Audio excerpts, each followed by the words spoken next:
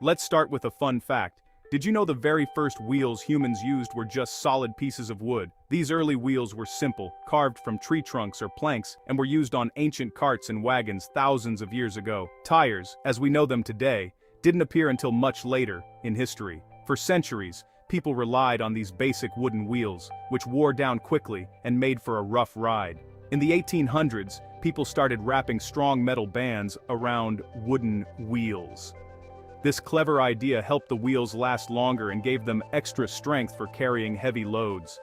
But these metal tires were far from perfect. They were noisy, clattered loudly on cobblestone streets, and made every journey bumpy and uncomfortable, especially on rough or uneven roads. Everything changed in 1839 when Charles Goodyear, an American inventor, accidentally dropped a mixture of rubber and sulfur onto a hot stove in his workshop. This happy accident created vulcanized rubber, a tough, springy material that keeps its shape in both hot and cold weather, unlike natural rubber, which would melt or crack. Vulcanization made rubber perfect for tires, and suddenly, bumpy rides became much smoother. Carriages and bicycles could now travel more comfortably over rough roads. The first real rubber tires were solid, not filled with air. These solid rubber tires were a big improvement, but they were still quite heavy and stiff.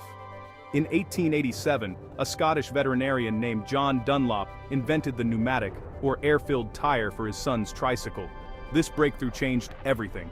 The invention of the pneumatic tire made bicycles and later, cars much easier and more comfortable to ride. Air-filled tires absorbed bumps and shocks, making travel smoother and faster. Today's tires might look simple from the outside, but they are actually high-tech products made from a mix of rubber, fabric, steel, and other materials, all engineered for safety and performance. Each step of making a tire is the result of centuries of science, smart thinking, and even happy accidents, proving that innovation can come from anywhere, even a mistake in a workshop. Before any rubber is mixed or any machines start moving, there's an essential step that happens behind the scenes. Tire engineers begin their work at computers, using advanced technology to design new tires from scratch. With special software, they can draw and shape every single part of the tire in 3 dimensions, building a virtual model that's incredibly detailed. They can zoom in close, spin the model around, and inspect every detail, right down to the tiny grooves and patterns in the tread that affect how the tire grips the road. These digital tools are incredibly powerful, giving engineers the ability to experiment and innovate like never before. Using simulation software, engineers can test how different shapes, materials, or tread patterns will perform on the road, all without ever making a physical tire. They run virtual simulations to see how the tire handles in rain, snow, or even on a high-speed racetrack, predicting how it will grip and respond in real-world conditions. This process saves a huge amount of time and money, and it helps engineers catch potential mistakes before they become costly problems.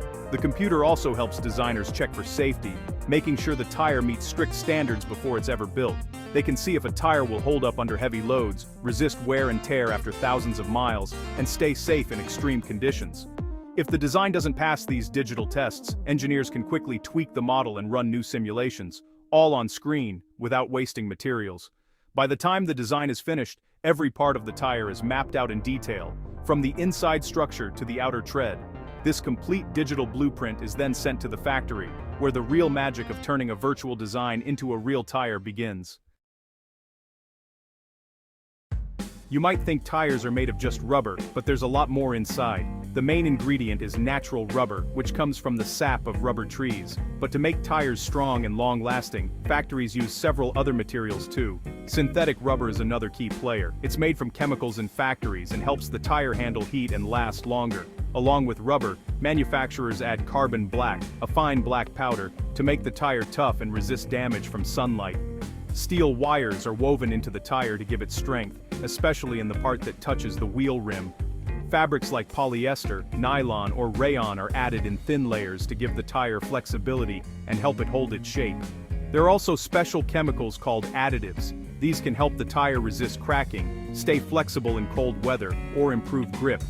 Each material has a special job to do, and together they form a tire that's safe, strong, and ready for the road. The first big step in the factory is mixing all these ingredients together. Workers load natural and synthetic rubber, carbon black, oils, and chemicals into a giant machine called a Banbury mixer. It's like a super strong blender, but for rubber. Inside the Banbury mixer, two heavy metal rotors spin and mash the rubber and powders together. The machine heats up, and the materials mix until they form a thick, sticky black lump. This process can take several minutes and uses a lot of power. Once mixed, the hot rubber is rolled out into long, flat sheets. Workers check the thickness and texture to make sure it's just right. These sheets will become the main body of the tire, so it's important that the mix is perfect. The rubber sheets are cooled and cut to the right size. They're stacked and sent to the next part of the factory, ready to be turned from flat sheets into important tire parts. A tire needs to be strong, but also flexible. It must handle the weight of a vehicle, absorb shocks from the road, and still maintain its shape and performance over thousands of miles. That's why manufacturers add layers of fabric and steel to the tire's structure, creating a tough, yet adaptable foundation. These reinforcements help the tire carry heavy cars and trucks, and keep its shape even on bumpy roads. Without them, tires would easily deform or even fail under pressure. First, large rolls of fabric, usually polyester or nylon, are coated with a thin layer of rubber. This process is essential for creating a strong bond between the fabric and the other tire components. This makes the fabric sticky and helps it bond to the rubber sheets. The tackiness ensures that all the layers fuse together during the tire building process. The rubber-coated fabric is cut into strips, called plies, which will form the skeleton of the tire. These plies are carefully measured and aligned for maximum strength. Steel wires are also important. They add another level of strength and durability to the tire's construction. These wires are woven together to make a strong belt. The steel belt acts like armor, protecting the tire from sharp objects and road hazards. The belt helps the tire resist punctures and keeps the tread flat against the road. This ensures better grip, stability, and even wear over time. The steel belt is also coated in rubber before it's added to the tire. This rubber layer helps the steel integrate smoothly with the rest of the tire. Both fabric plies and steel belts are laid out in layers, each one adding to the tire's overall strength and flexibility. The number of layers depends on the type of tire. Passenger car tires have fewer layers, while heavy-duty or off-road tires have many more for extra toughness. More layers mean a tougher tire, which is important for trucks or off-road vehicles that face rough terrain and heavy loads every day. All these parts, rubber, fabric, and steel, work together to make a tire that is both strong and safe. This careful combination is what allows tires to last for years and keep drivers safe on the road. Without reinforcement, tires would be weak and wear out very quickly. Reinforced tires are essential for modern vehicles, providing the durability and reliability we depend on every day. The tread is the part of the tire that touches the road. It needs to be tough, grippy, and long-lasting. Factories make special rubber for the tread, adding extra chemicals to improve grip and resist wear. The rubber for the tread is rolled into thick strips. This strip is shaped into a ring, ready to be placed on the outside of the tire. The tread shape, grooves, blocks, and channels is designed to help the tire grip the road and push away water. The sidewalls are made from another kind of rubber that's flexible and protects the inside of the tire from damage. Sidewall rubber is also rolled out in sheets and cut to size. Sometimes, colorful logos or letters are pressed into the sidewall for branding. Both the tread and sidewall pieces are carefully measured and shaped. They need to fit perfectly on top of the fabric and steel layers. Workers and machines work together to make sure everything lines up. Now it's time to build the tire. Factories use special machines called tire building drums. Workers start by wrapping the inner layer of rubber around the drum. Next, they add the fabric plies in layers, making sure each piece overlaps for strength. Steel belts are placed on top of the fabric layers. At this point, the tire looks more like a fat, flat ring than a finished tire. The tread strip is stretched and wrapped around the outside, and the sidewalls are added to each edge. Machines press everything tightly together, making sure there are no gaps. Skilled workers check each tire as it's built, fixing any small mistakes by hand. This careful assembly makes sure every tire is safe and strong. When all parts are in place, the tire is removed from the drum. It's called a green tire at this stage. It has the right shape, but it's soft and not ready for the road yet. The soft green tire needs to be cured to become strong and elastic. This happens in a huge machine called a tire mold. The green tire is placed inside the mold, which closes tightly around it. The mold is heated up, often to over 150 degrees Celsius, or about 300 degrees Fahrenheit. Inside, hot steam or water inflates the tire, pressing it against the mold walls.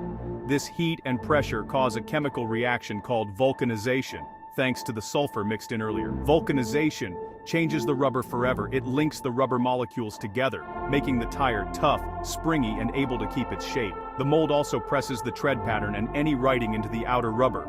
After about 10 to 15 minutes, the mold opens and a shiny new tire pops out. It's now strong, elastic, and ready for action. Every tire goes through a careful inspection before it leaves the factory. Workers check for tiny bubbles, cracks, or other flaws using their eyes and hands. Some factories use X-rays or lasers to look inside the tire for hidden problems. Tires are also tested for balance and roundness. Machines spin the tire at high speed to make sure it rolls smoothly. Some tires are cut open and studied to be extra sure of the quality. Labels, barcodes, and special marks are added so each tire can be tracked and traced. This helps if there's ever a safety recall or question about where the tire was made. Finally, tires are stacked, wrapped, and loaded onto trucks or ships. They travel around the world to car makers, tire stores, and repair shops, ready for their long journey on the road. Making a tire might sound simple, but it's actually a high-tech adventure. From the rubber tree all the way to the road, every step is important. Engineers, machines, and workers all play a part in creating a safe, strong, and reliable tire. Next time you see a tire, remember the science, teamwork, and big machines that went into making it. The next time your car rolls smoothly down the highway, you're riding on a piece of history and a marvel of modern engineering. Tires may look plain, but inside, they're full of smart ideas and hidden strength.